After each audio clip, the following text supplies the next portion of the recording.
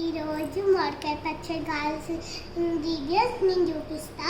కారం, నూనె, ఉల్లిపాయలు, ఉప్పు, మెంతిపిండి, ఆవపిండి, మామిడికాయ ముక్కలు. ఓకే, మా పాప చెప్పేసింది కదండి ఇంగ్రీడియంట్స్. ఈరోజైతే మా మమ్మీతో రెసిపీ చేపించి మీతో కూడా షేర్ చేసుకుంటున్నాను, చూసేయండి. తడి లేకుండా ఒక గిన్నె తీసుకోవాలి. ఫస్ట్ అందులో దంచిన వెల్లుల్లి, ఒక గ్లాస్ ఉప్పు, మనం ఏ గ్లాస్తో అయితే ఉప్పు తీసుకుంటున్నామో అదే గ్లాసులతో కారం కూడా తీసుకోవాలండి.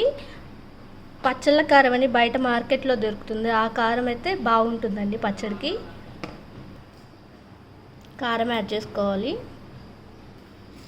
కొంచెం ఆవపిండి, కొంచెం మెంతిపిండి, ఇలా అన్నీ కలిసేలాగా కలుపుకోవాలి. బాగా మిక్స్ చేసిన తర్వాత ఆయిల్ ఇలా పోసుకోవాలండి.